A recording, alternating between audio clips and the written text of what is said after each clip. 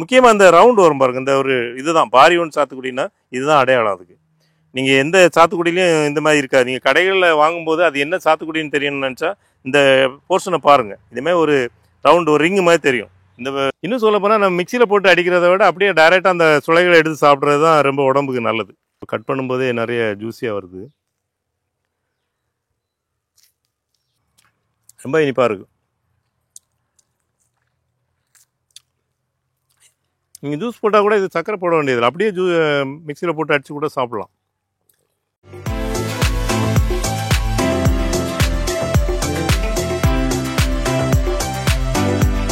வணக்கம். நம்ம கிரீன்லேண்ட் நர்சரியில் எலுமிச்சை வகை சாத்துக்குடி வெரைட்டிலாம் நிறையா சேல் பண்ணுறோம்.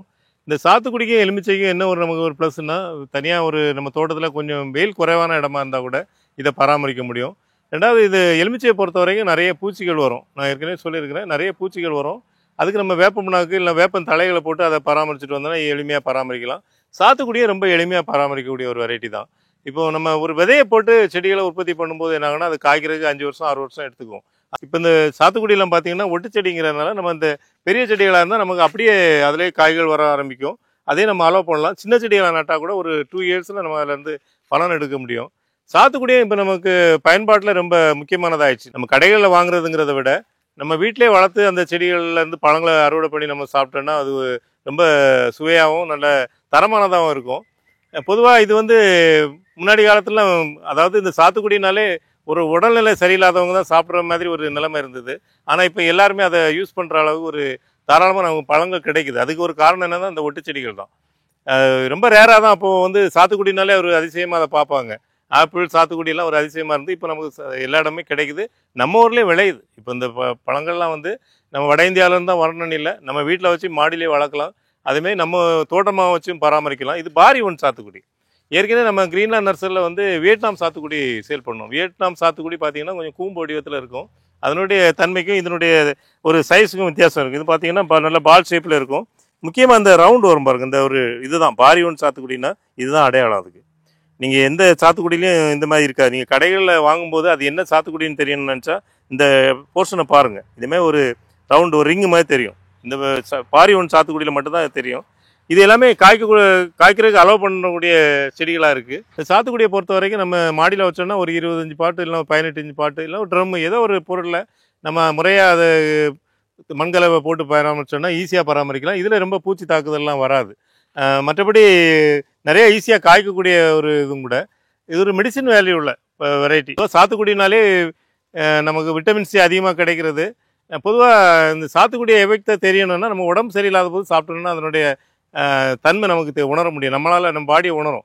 என்னென்னா அவ்வளோ தெம்பு கிடைக்கும். இந்த விட்டமின் சி நமக்கு உடம்புல சேர்றது நமக்கு தெரியும். நம்ம இயற்கையாக அதை அனுபவிக்க முடியும். இந்த பழத்தை நல்லா பழமாகலை, கொஞ்சம் ஓரளவு பழமாகிடுச்சு, ஒரு 90% ஆகிடுச்சு. இதை கட் பண்ணி பார்க்கலாம் அதனுடைய டேஸ்ட் எப்படி இருக்குங்கிறத. நம்ம எப்பவுமே பழக்கம் தானே, ஒரு பழத்தையும் விட்டுறதில்ல, எல்லாத்தையும் கட் பண்ணி பார்க்கலாம். பாருங்கள், தோல் ரொம்ப மெலிசானது. நீங்கள் கடைகளில் வாங்கும்போது அதனுடைய தோலை பார்த்தீங்கன்னா ரொம்ப தடிமனாக இருக்கிற மாதிரி தெரியும். இது இந்த பாரி ஒன்னுடைய கேரக்டர் என்னன்னாக்கா தோல் ரொம்ப மெலிசாக தான் இருக்குது.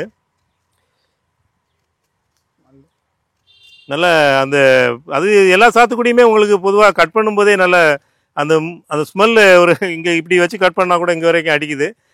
தோலை கட் பண்ணும்போது வரக்கூடிய மனம் பார்த்தீங்கன்னா மேலே வரைக்கும் தெரியுது. இதை நம்ம இந்த மாதிரி பழங்களை சாப்பிடும்போது நம்ம ஜூஸ் போடும்போது சர்க்கரை போடாமல் சாப்பிடணும். நிறைய பேர் இதை கட் பண்ணி அதில் கொஞ்சம் சீனியை வாரி போட்டு அதுக்கப்புறம் சாப்பிடுவாங்க. அது சத்து கிடையாது. நீங்கள் இதனுடைய உண்மையான சத்து உங்களுக்கு சேரணுன்னாக்கா அந்த டைரெக்டாக அப்படியே அந்த பழத்தை எடுத்து ஜூஸ் போட்டு சாப்பிடலாம். இன்னும் சொல்ல போனால் நம்ம மிக்சியில் போட்டு அடிக்கிறத விட அப்படியே டைரெக்டாக அந்த சுளைகளை எடுத்து சாப்பிட்றது தான் ரொம்ப உடம்புக்கு நல்லது அப்படிங்கிறது என்னோட அனுபவம். பாருங்கள், கட் பண்ணும்போதே நிறைய ஜூஸியாக வருது.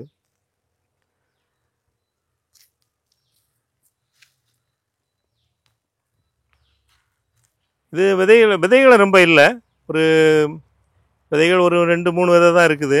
பொதுவாக இது ரொம்ப காயாக இருந்தால் கூட இனிக்குன்னு தான் சொல்கிறாங்க. இது ஓரளவு காய் தான் சொல்லலாம், ரொம்ப பழமாயிட்டு சொல்ல முடியாது. நம்ம இப்போ மரத்துலேருந்து அப்படியே டேரெக்டாக பறிச்சிருக்கிறோம், சாப்பிட்டு போகலாம். ரொம்ப இனிப்பாக இருக்கும். நீங்கள் ஜூஸ் போட்டால் கூட இது சக்கரை போட வேண்டியதில்லை, அப்படியே மிக்சியில் போட்டு அடித்து கூட சாப்பிட்லாம். ரொம்ப ஜூஸியாக இருக்குது.